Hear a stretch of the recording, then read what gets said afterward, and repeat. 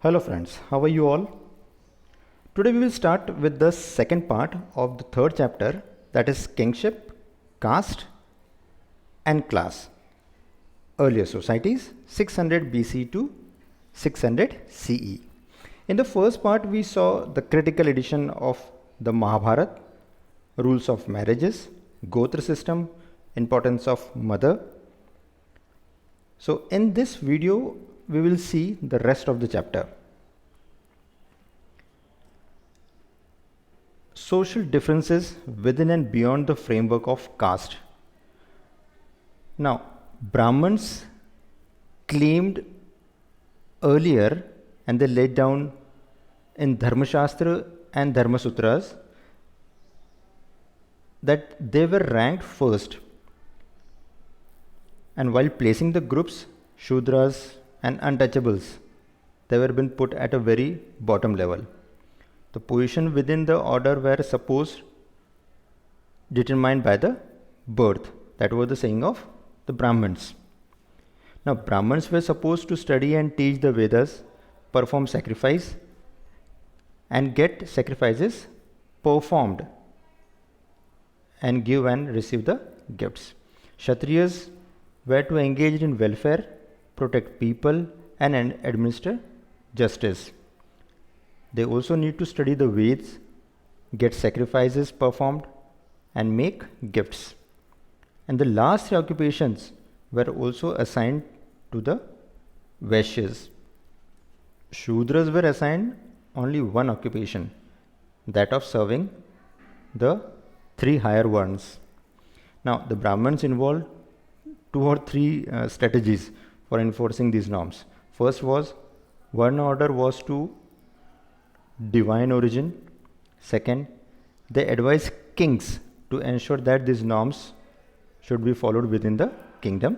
And the third was, they attempt to persuade people that their status was determined by birth. Now, all these things, when we go through Mahabharata, the stories of Mahabharata, you will find all these terms and conditions followed in the Mahabharata. Now, there is one story been given in Mahabharata about Guru Drona. You must have heard about Guru Drona. They were the gurus of the Kuru princes. Now, once what happens, this Guru Drona, who taught the archery to this prince, they were approached by Eklavya.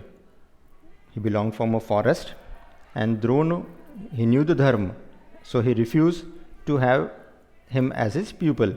Now, Eklavya returned to the forest. What he did, he prepared an image and started treating it as his teacher and started doing his practice over there. Now, once what happened, these all the princes and Guru Drona, they were moving out in the jungle for hunting, and they had a dog also. And at that time, Eklavya was practicing, and the dog began to bark there. So Eklavya got annoyed. So he shot 7 arrows in his mouth. So when the dog returned to the Pandavas, to the princes, they were amazed at his super display of archery. When they found out, they came to know that he was Eklavya who has done this. Now, Drona had once told Arjun that he would be unrivaled among his students.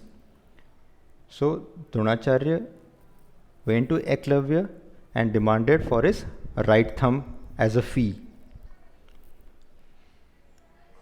And in return, Eklavya gave his right thumb also, so that he was no longer as fast as Arjun. So such type of stories also been given, in which it has been told that the Guru will only teach to the Kshatriyas, not to any other person. So such type of stories are been given in Mahabharata, which shows the social status. So social conditions of that time. Non-Kshatriya kings. According to the Shastras, only Kshatriya would be king. However, several important ruling linkage probably had different origins.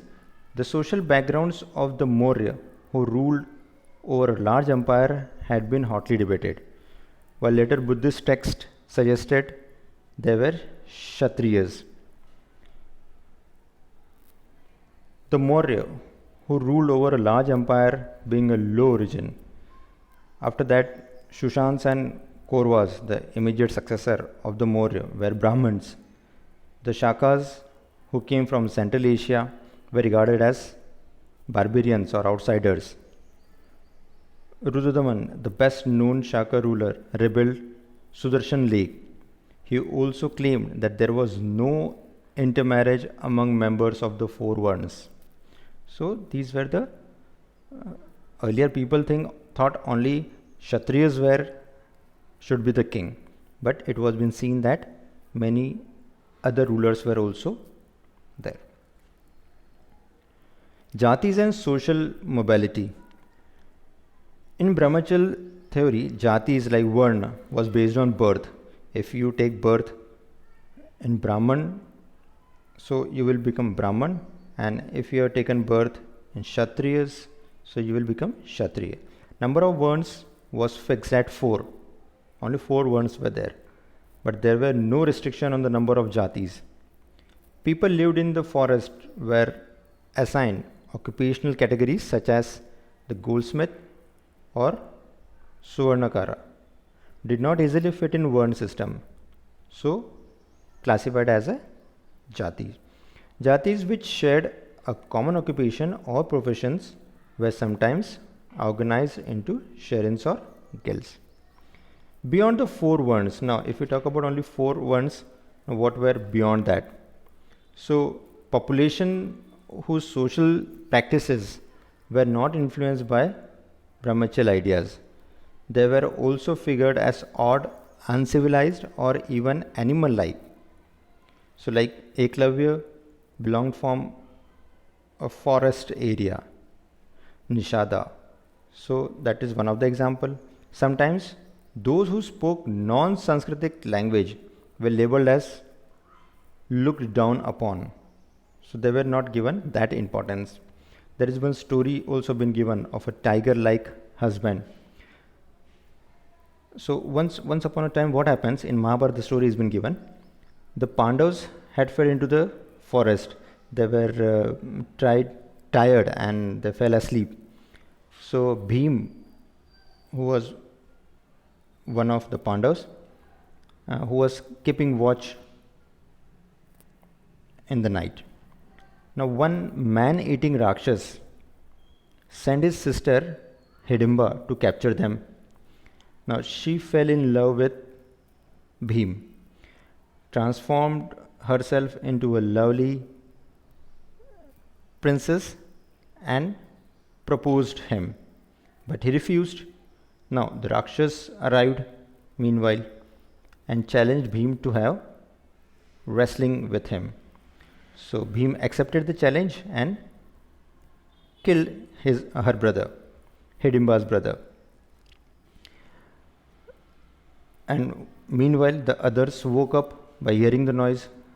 So Hidimba introduced herself and declared her love for Bhim. She told Kunti, the mother of the Pandavas, that I have forsaken my friends, my dharma and my kin, and good lady chosen your tiger's son for my man or for her husband. Whether you think me as a fool or your devoted servant, let me join you, great lady, with your son as my husband. So ultimately Yudhishthir, the elder brother, agreed for the marriage. Then after some time Hidimba gave birth to a Rakshasa boy named Ghatotkach.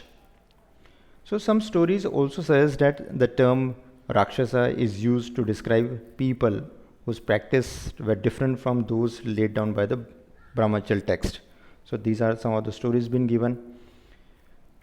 in Mahabharata. Beyond the four Varnas, subordination and conflict. Certain social categories as untouchables were also been seen. People performing rituals were sacred and pure. Those who considered themselves pure avoided taking food from those who were untouchables, means impure people. Now, untouchables were people handling corpus and dead animals. Corpus means dead bodies and that. Designed and designate as Chandalals were placed at very bottom of the hierarchy. Touching and seeing them was regarded as polluting.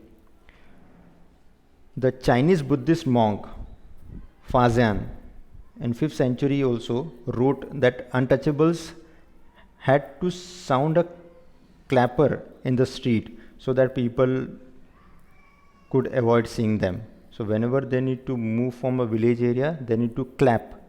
So other people used to understand that these untouchable peoples are coming or moving from there.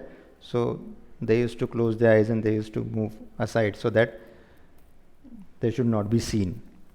Another Chinese pilgrim, Xuanzang, in 7th century observed that these people were forced to live outside the city. So these were the things written for the untouchables. Beyond birth, resources and status. Gender access to property. This also plays an important role at that time. Beyond birth. Now, critical episode in the Mahabharata during the course of a long drawn rivalry between the Kauravas and the Pandavas, Duryodhana invited Yudhishthir for a game of dice. Now, in that game, he could not win and stacked his gold, elephant, chariots, slaves, army, treasury, kingdom, the property of his subjects, his brother, and finally Duryodhana took everything from Yudhishthir and lost all. Then he stacked their common wife Draupadi and lost her also. So this story says that women did not play that important role at that time. Now, according to the Manusmriti, the parental state was to be divided equally among the sons after the father's death. Women could not claim a share of a resource. Women were allowed to retain the gifts they received on the occasion of their marriage as Sridhana. Upper class women may have had access to the resource, but we do not have any proof of that. Social differences between men and women were sharpened because of the differences in the access to the resources. Now, handling the text, historians and the Mahabharata. Historians examine whether texts were written in Prakrit, Pali, or Tamil. Languages that were probably used by ordinary people, or in Sanskrit, the language meant almost exclusive for priests and elites. These mantras were learnt and chanted by ritual specialists or stories that people would have read or heard and then retold if they were found them interesting. It is only after making these assessments that they draw on the content of text to arrive at an understanding of the historical significance. It was a very difficult task for a text as complex as Mahabharata. It was not that easy to frame Mahabharata because many different stories, many different texts were been written in different parts of the country. Language and content. The version of Mahabharata is Sanskrit, and the Sanskrit used in Mahabharata is far simpler than that of the Vedas. The text is described as an itihas. Now, why has it been said as itihas within early Sanskrit tradition? The literal meaning of the term is thus it was. Itihas means thus it was. The most important dialectic section. Dialectic means it refers something that is meant for purpose of instruction. You must have heard about Bhagavad Gita. When the war was started between Kauravas and Pandavas, the Bhagavad Gita was being said by Krishna to Arjun. Now, authors and dates, that also plays an important. The original story was probably composed by Sutas. Sutas means those who accompanied Kshatriyas warriors to the battlefield and composed poems and celebrating their victories and other achievements. From the 5th century BC, Brahmins took over the story and began to commit it to writing.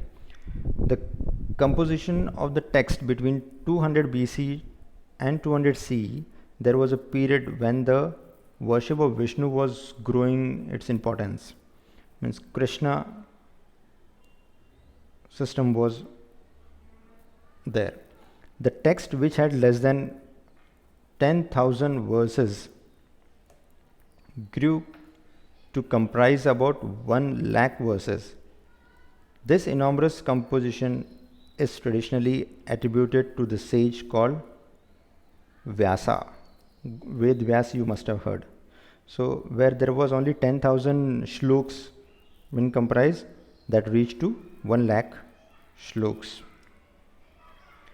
The dynamic text, again we are talking about Mahabharata. The growth of Mahabharata did not stop with the Sanskrit version. Several stories that originated in the specific region or circulated among certain people found their way into the epic. The central story of the epic was often retold in different ways. They also provided theme for the wide range of performing arts, plays, dance and other kinds of narrations. So through Mahabharata we can understand how different varnas were there, how different categories were there, how Brahmins were being put at the higher post and Shudras and untouchables at a lower. So through this we come to know that how your social system, how kinship, caste and classes were being divided. That's all for today. Thank you.